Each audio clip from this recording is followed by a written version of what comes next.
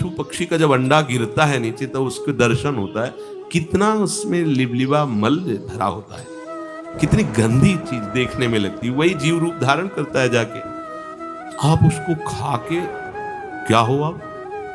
बोले अंडा तो कोई दोष नहीं, तुम्हारी बुद्धि भ्रष्ट हो गई, आसुर आसुर। आप केवल अपने प्राणों के पोषण, आप 1 साल ब्रह्मचर्य रहकर देखिए, नमक रोटी खाइए आप, और आपसे अगर कोई हाथ मिला ले तो उनसे बात करना।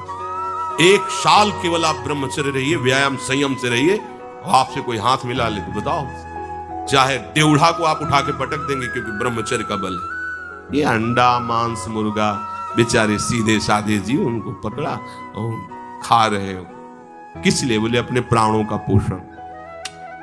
ये बुद्धि भ्रष्ट हो गई, मलिन हो गई है। सबसे प्रार्थना है, यदि आप ऐसा करते हैं तो आप देख लेना कि आपका परिणाम कैसा भयंकर होगा।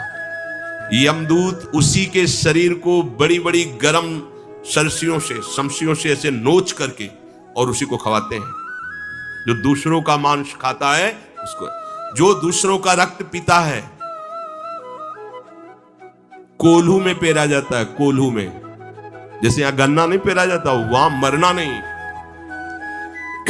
यहां तो जरा सी खोपड़ी जाएगी, आप दर्द रहित हो जाएंगे, मर जाएंगे, खत्म दर्द।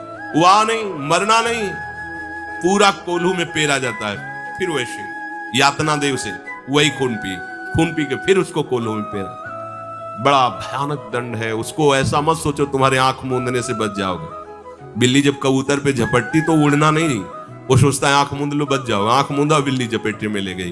तुम नकारो कि अरे कोई नर्क वर्क नहीं है, इससे बच नहीं पाओगे, जाना पड़ेगा। छोड़ दो दूसरों के जीवों के शरीर का मांस खाना, अंडा खाना, ये सब छोड़ दो। भगवान बड़े कृपालु हैं, माफ कर देंगे। तुम जिस जीव की हत्या करते हो वो कर्म तुम्हें दंड देने के लिए अव्यक्त रूप से विराजमान हो चुका है। समय जब वो आएगा, काल जब आएगा, काल माने समय जब आएगा, फिर बच नहीं पाओगे, तुम्हें ऐसा दंड मिलेगा, त्राहिमाम बोलोगे, कोई तुम्हें बचाने वाला नहीं होगा। यज्ञ में जो कभी पवित्र मंत्रों के द्वारा, कुछ ऐसे पहले पुराणों में पीछे नारद जी ने प्रचेताओं को कहा, देखो आकाश में जिन जीवों को, वो सब खड़े, तेरा इंतजार तू समझता है तेरा मंगल हो जाएगा, वो सब खड़े, समय आने दो, तुम्हारे को भयंकर कष्ट देंगे, भगवान फिर बचा लो।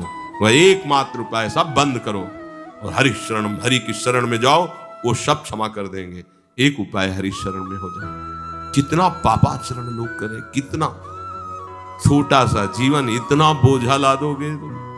84 लाख योनियों में भोगते भोगते तुम कष्ट से कभी नहीं बच पाओगे। ये अभी समझ में नहीं आती ये बातें, ऐसे लगता है तुम साधु महात्मा प्रवचन करते ही रहते। डरो, जब दंड मिलता है तो अंदर से निकलता है, पाप कर्म कोई कभी ना करे।